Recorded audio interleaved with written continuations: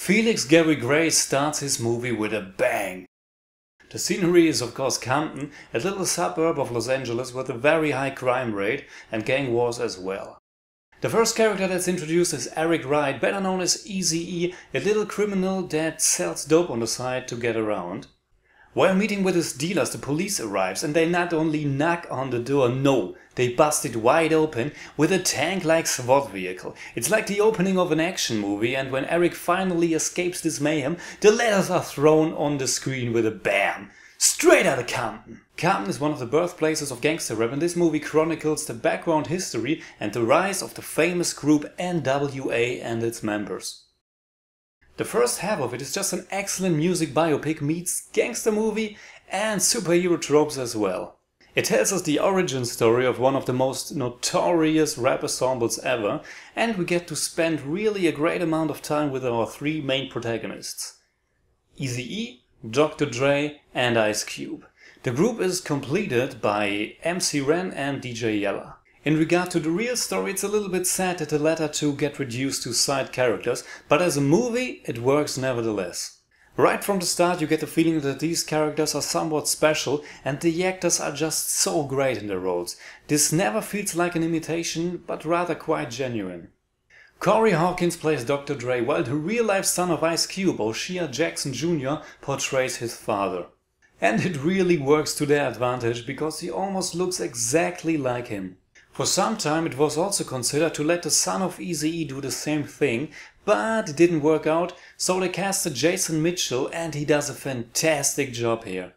Straight Outta Compton focuses on each one of them, and like a superhero movie, every one of them has their own little superpower, if you want to call it that way.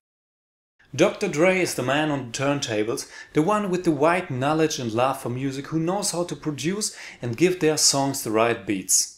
Ice Cube has his notepad always with him to transform his constant thoughts about his surroundings into strong and often very provocative lyrics. Eazy-e, who is today regarded the godfather of gangster rap, is their frontrunner. And like I said, sadly MC Ren and DJ Yella are only minor characters here. I think one reason for that is the movie already has so much history to handle, but another very important one is that Straight Outta Compton was produced by Dr. Dre and Ice Cube themselves. So of course they like to focus on their perspectives, even if that distorts the true events a little bit. Sometimes their characters feel a little bit too saint-like. Dr. Dre is the sensitive guy who only very late realizes all the violence that's happening directly in front of him. And Ice Cube gets screwed financially and fights his own righteous war. That doesn't mean that it's all black and white, no pun intended. Thankfully there are large grey areas concerning almost every character, with the exception of the police and the former bodyguard, later head of Death Row Records, and in real life to this date notorious Suge Knight, who's just a big fat supervillain.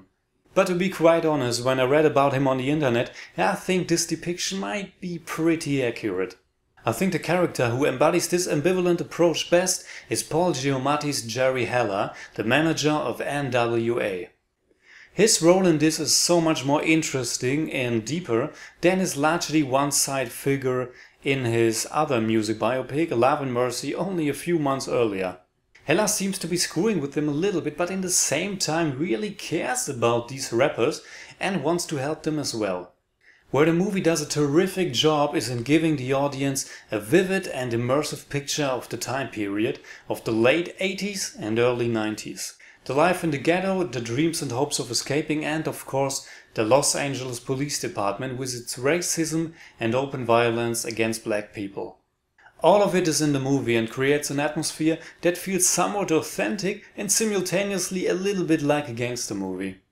Straight Outta Compton works excellent as a story about a bunch of friends from the street who grew up in hard surroundings and worked their way up by giving their thoughts and anger a strong medium, while also embracing the gangster lifestyle that is so prominently associated with this type of music. There are a lot of scenes with big guns, violence, naked women and gangster talk, and it just feels energetic. But where the movie starts to struggle is in the second half, and especially towards the end. After the rise of NWA, the group falls apart and each one has its own projects to follow. Many years are compressed to only a few minutes of film, and while already 2.5 hours long, the movie still could use some more time to pay its many characters and themes enough attention. On IMDb I read that the original cut, well, I think it was more of a rough cut, lasted over 3.5 hours, and I think it would be really interesting to see what the other material was. But even if Straight Outta Compton suffers from some weaknesses, in the end it remains a strong, intriguing movie that's not only a music biopic, but that also moves into realm of gangster and even superhero films. The performances are strong, the chemistry between the characters is fantastic, the music passage is contagious, and the whole ride is emotional from start to finish. It somewhat romanticized the history of these famous music figures, but after all that's just in line with their myth-making rap lyrics and personas.